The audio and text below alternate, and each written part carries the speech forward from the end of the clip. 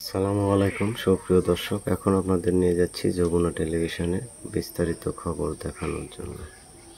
ইসরায়েলের উপর ইরানের হামলা দেখে উল্লসিত ফিলিস্তিন, ইরাক, লেবানন সহ মধ্যপ্রাচ্যের বিভিন্ন দেশের মানুষ। ইরানের হামলার মুখে ইসরায়েলিদের কোণঠাসা অবস্থায় দেখতে চলছে নানা আয়োজন। তবে ইসরায়েলের নারকীয়তার পরবর্তী নিশানা হওয়ার উদ্বেগেও শঙ্কিত অনেকে।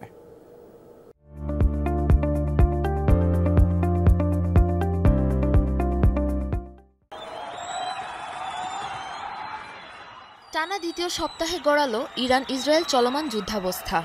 ইসরায়েলের আগ্রাসনের জবাব দিতে কম যাচ্ছে না ইরান। একের পর এক শক্তিশালী ক্ষেপণাস্ত্রে ধরাশায়ী করছে ইসরায়েলিদের। মধ্যপ্রাচ্যের মূর্তিমান আতঙ্ক, ইসরায়েলকে কোণঠাসা হতে দেখে আনন্দে আত্মহারা ফিলিস্তিন, লেবানন, ইরাক সহ বিভিন্ন দেশের মানুষ। ইসরায়েলের উদ্দেশ্যে বোমাবর্ষণের দৃশ্য আকাশসীমায় দেখে উপভোগ করছে তারা। এই দৃশ্য দেখতে রাস্তায় নেমে উল্লাসে মেতেছে ফিলিস্তিনের নিপীড়িত মানুষ। যে কোনো সময় হতে পারে আইডিএফের অতর্কিত আক্রমণ। সেই শঙ্কা ভুলে ইসরায়েলের উপর পতিত বোমার ভাঙা খোলস নিয়েই আনন্দযাত্রায় বেরিয়েছে ফিলিস্তিনি তরুণরা।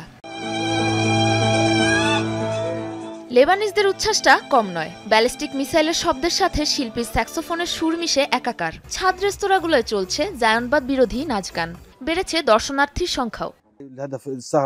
ইসরায়েলে ইরানের বোমা পড়ছে, আমরা সবাই একসাথে এই দৃশ্য দেখার জন্য এখানে জড়ো হয়েছি।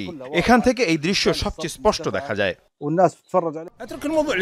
যখনই ইসরায়েলে একটি করে মিসাইল পড়ে আমরা খুশিতে হাততালি দেই।